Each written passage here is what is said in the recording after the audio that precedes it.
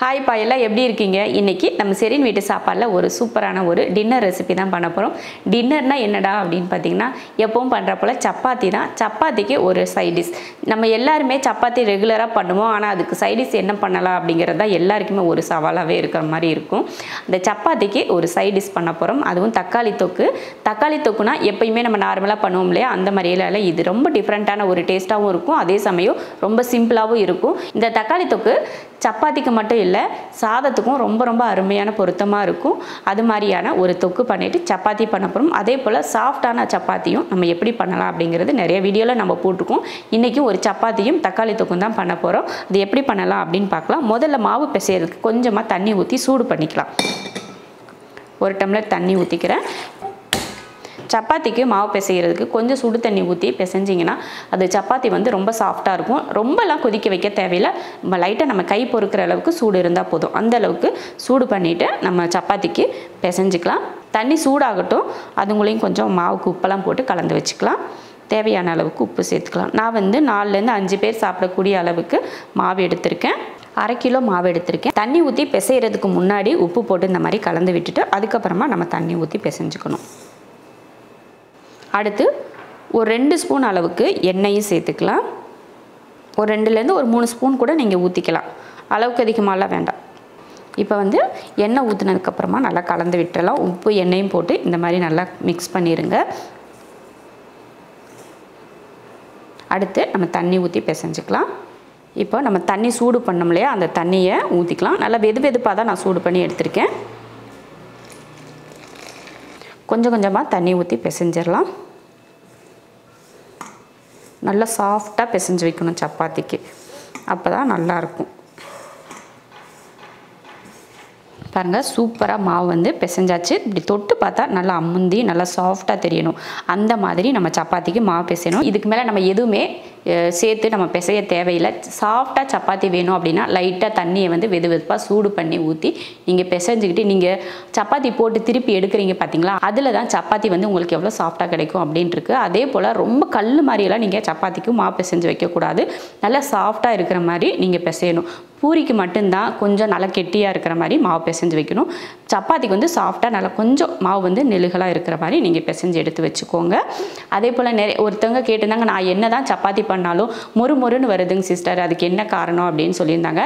இதுக்கு வந்து நான் சப்பாத்தி போட்டு எடுப்பேன் பார்த்தீங்களா? அப்போ வந்து உங்களுக்கு சொல்கிறேன் எந்த மாதிரி பண்ணிங்கன்னா அந்த மாதிரி வராமல் இருக்கும் அப்படின்னு சொல்லிட்டு நான் ஒரு சப்பாத்தி நம்ம போட்டு எடுப்போம் இல்லையா? அப்போ சொல்கிறேன். இப்போ மாவு வந்து கரெக்டாக பிசைஞ்சாச்சு. இப்போ இப்படியே வச்சா அது வந்து காஞ்சு போயிடும். அதனால ஒரு டவல் போட்டோ இல்லை ஈரத்துணி போட்டு மூடிக்கோங்க. இல்லைன்னா ஒரு கவர் போட்டு மூடி வச்சு எடுத்து வச்சிடலாம். மாவை எடுத்து வச்சுட்டு நம்ம கிரேவி ரெடி பண்ணுறோம்னா அதுங்களையும் ஊறி வந்துடும். சப்பாத்திக்கு மெயினாக ஒரு 20 நிமிஷம் கிட்டையாவது ஊற வச்சு அதுக்கப்புறமா நம்ம சப்பாத்தி செய்யணும். இப்போ எடுத்து வச்சுட்டு நம்ம வந்து வெங்காயம் தக்காளியெல்லாம் கட் பண்ணிவிட்டு கிரேவிக்கு ரெடி பண்ணிடலாம்.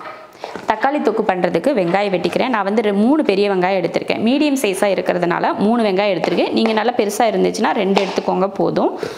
நம்ம 4லேருந்து 5 பேர் சாப்பிடக்கூடிய அளவுக்கு கரெக்டாக கிரேவி வேணும் அப்படின்னு நினச்சிங்கன்னா தாராளமாக ஒரு 3 வெங்காயம் கரெக்டாக இருக்கும் போட்டுக்கோங்க. தக்காளி வந்து நான் ஒரு 6 தக்காளி எடுத்திருக்கேன். 3 வெங்காயத்துக்கு வெட்டிக்கலாம். ரொம்ப சின்னதாக தான் வெட்டுறேன், நீல வாக்கிலையெல்லாம் வெட்டலை. அதே போல் வெங்காயம் கட் பண்ணுறப்ப பார்த்தீங்கன்னா இந்த மாதிரி நடுவில் இருக்கும் பார்த்தீங்களா அந்த தண்டு, அதை வெட்டி எடுத்துகிட்டு வெட்டுங்க. அப்போ தான் வெங்காயம் வந்து உதிரியாக இருக்கும். வெங்காயத்தை வெட்டி எடுத்துட்டேன்.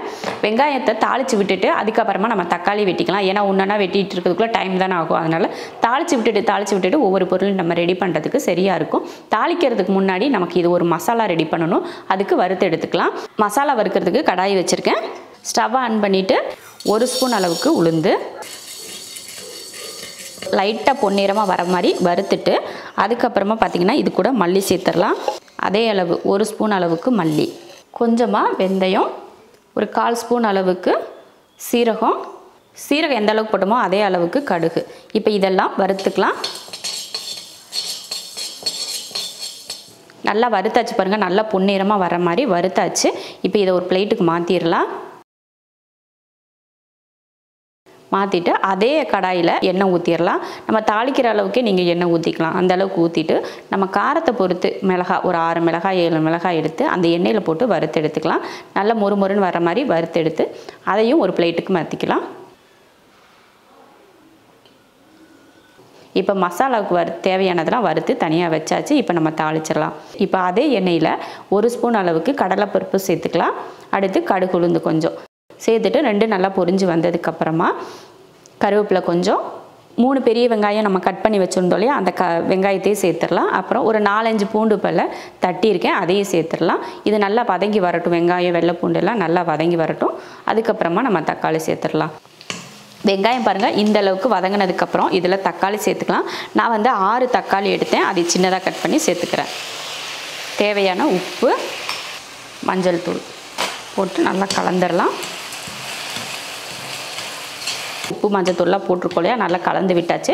அடுப்பை வந்து சிம்மில் வச்சுருக்கேன், அது வதங்கிட்டு இருக்கட்டும். அதுங்களையும் நம்ம வறுத்தோம் இல்லையா, அதை அரைச்சிட்டு வந்துடலாம். மிக்ஸி ஜாரில் சேர்த்துக்கிறேன். நீங்கள் தண்ணி ஊற்றி அரைச்சாலும் சரி, இல்லை பவுட்ரு பண்ணிக்கிட்டாலும் சரி, அது உங்கள் விருப்பம். உங்களுக்கு எந்த மாதிரி மிக்ஸி ஜாரில் அரைக்க முடியுதோ அதே போல் அரைச்சிக்கோங்க. அரைச்சிடலாம். தக்காளி வந்து அதிக நேரம் வதங்க தேவையில்லை. இந்த நம்ம மசாலாலாம் போட்டதுக்கப்புறம் வதக்கிக்கிட்டால் போதும். இப்போ நம்ம வறுத்து அரைச்சோம் இல்லையா, அந்த மசாலாவை இதில் சேர்த்துடலாம். இப்போ இதை மசாலா போட்டு நல்லா வதக்குவோம். ஒரு 2 நிமிஷத்துக்கு வதக்கி விட்டுட்டு அதுக்கப்புறமா கொஞ்சமாக தண்ணி ஊற்றிக்கலாம். இப்போ கொஞ்சம் அந்த மிக்ஸி ஜாரை கழுவி தண்ணி சேர்த்துக்கலாம். கொஞ்சம் சேர்த்துக்கிட்டால் போதும், ஒரு 1/2 டம்ளர் அளவுக்கு.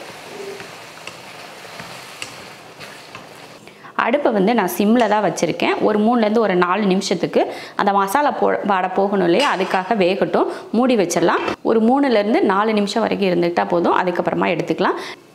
இப்போ பாருங்கள், சூப்பராக தக்காளி வதங்கி நல்லா எண்ணெய் பிரிஞ்சு வர ஆரம்பிச்சிருச்சு. சூப்பராக இருக்குது பாருங்கள், பார்க்குறதுக்கே நல்லா இருக்குது. நல்ல மனம். நம்ம இப்போ மசாலா அரைச்சி ஊற்றினோம் இல்லையா, அந்த மனம் சூப்பராக இருக்குது. இப்போ இறக்குறதுக்கு முன்னாடி கொஞ்சம் மல்லித்தலையும் கருவேப்பிலையும் தூவிட்டு நம்ம கிளறி விட்டுட்டு இறக்கிக்கலாம்.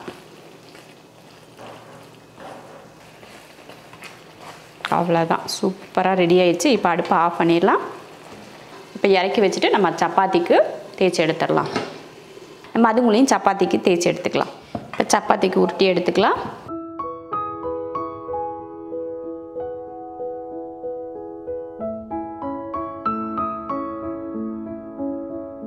ஸ்டவ் ஆன் பண்ணி தோசைக்கல் வச்சுக்கிறேன்.